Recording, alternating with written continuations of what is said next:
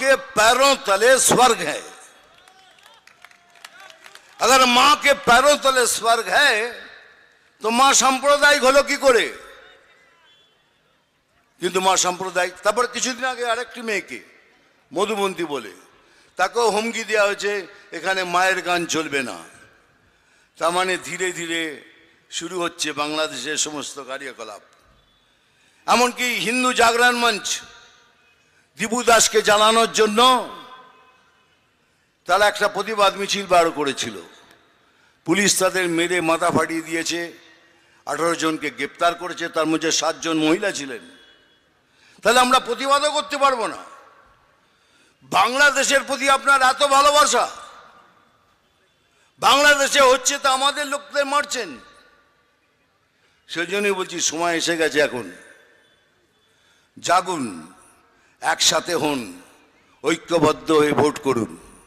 আমি শুধু আপনার নিজেদের লোকদের বলছি না, আমি যারা কমিউনিস্ট তাদের মধ্যে যারা হিন্দু আছে, হিন্দুত্বকে বিশ্বাস করে, তাদের আহ্বান করছি। যারা কংগ্রেস আছেন তাদেরও আহ্বান করছি। তৃণমূলের মধ্যে যেসব হিন্দুরা তাদের মধ্যে বিবেক আছে তাদেরও আহ্বান করছি, আসুন একসাথে মিলে আমরা এই সরকারকে এখান থেকে উচ্ছেদ করি।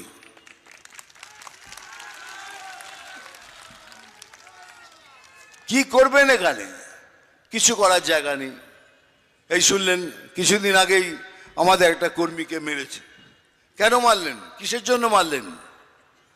কিন্তু একটা কথা মনে রাখবেন, আমার এত বছর এই স্ট্রাগলের জীবন, এই কষ্টের জীবন দিয়ে দেখেছি, মহাকাল যেদিন জাগবে সেদিন সব শেষ। মহাকালের কবলে পড়ার আগে নিজে শুধরে নিন। আর এই মহাকাল কারোর জন্য নয়, কাউকে ছাড়বে না। ये कर्मा किसी को नहीं छोड़ता।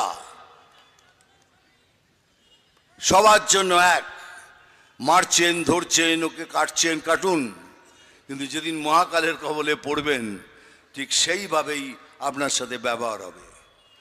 আর সেই মহাকালের নামে শপথ নিয়ে বলছি, আপনারাও আপনাদের সাথে যেরম ভাবে ব্যবহার করবে আপনারাও ঠিক সেইভাবে তাদের সাথে ব্যবহার করবেন।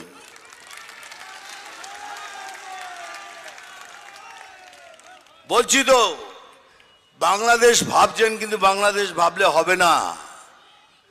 এই যতদিন মিঠুন চক্রবর্তীর লোকের গায়ের রক্তে এক ফোঁটা রক্ত থাকবে, कोई माई का लाल ये कर नहीं सकता। हाँ, একদম একদম দাবিয়ে বলছি। আর আমার মতো এরকম অনেকে আছে যারা রক্ত দিয়ে এই দেশকে বাঁচাবে, এই রাজ্যকে বাঁচাবে।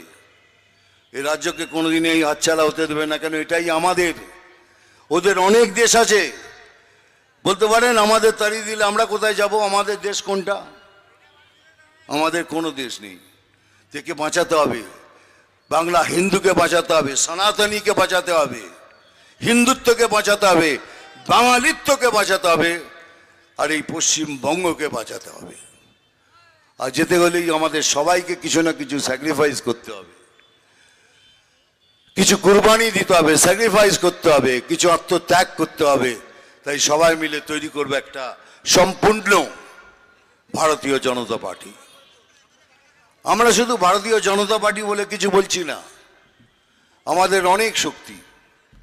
21টা স্টেট চালাই আমরা, পৃথিবীর সবথেকে বড় পার্টি। কিন্তু আমরা সংবিধানে বিশ্বাস করি, কি সংবিধান ছাড়া কিছু করব না। এই জন্যই এতদিন ধরে লাগাম টেনে বসে আছি। শুনলেন তো কালকে না পরশু বলছেন কে, আমি চাইলে আপনাকে হোটেল রুম থেকে বেরোতে দেবো না, গৃহমন্ত্রীকে। আমাদের দেশের গৃহমন্ত্রীকে বলছেন আমি চাইলে আপনাকে ঘর থেকে বেরোতে দেবো না। আমি চেয়েছি বলেই আপনি এখানে এসছেন, তাহলে আপনাকে আসতেও দিতাম না। তো আমি একজন রিপোর্টারকে বললাম, ভাই একটু দয়া করে ওনাকে বলো না সম্পূর্ণভাবে অ্যানাউন্স করতে, কি আমাদের দেশের গৃহমন্ত্রীকে বাংলাতে ঢুকতে দেব না। আর আমি আপনাকে কথা দিচ্ছি, সেই দিনের অপেক্ষায় থাকুন। সেদিন আমরা কি করতে পারি সেদিন দেখিয়ে দেবো। বাংলার গিয়ে দেশের গৃহমন্ত্রীকে বলছে ঢুকতে দেবো না, তার মানে কোথাও না কোথাও উনি ভেবেই নিয়েছেন এটা হয়ে গেছে বাংলাদেশ, এটা অন্য একটা দেশ।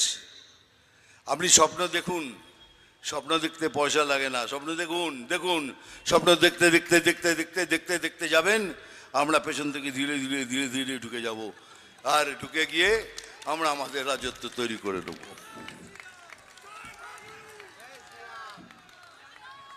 হ্যাঁ হ্যাঁ, জানি জানি, বলছি বলছি। হ্যাঁ, এখন ডায়লগ বলতেই হবে, কি করবো।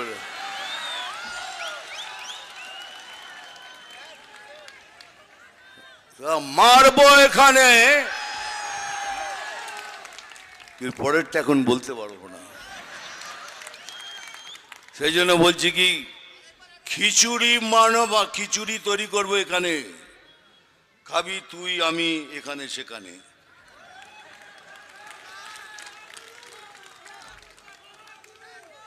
আমি জল ঢোড়াও নই, বেলে বড়াও নই, আমি জাত গোখরো। আমি জল ঢোড়াও নই, বেলে বড়াও নই, আমি জাত গোখরো। শুধু কলা আর দুধ খাই। এগুলো বলা যায় না, মুশকিল আছে না, ভায়োলেশনের মধ্যে পড়ে যাব। নাম তুফান, বছরে এক আধবার আসি, যখন আসি তখন প্রলয় ঘটে। নাম তুফান, বছরে এক আধবার আসি,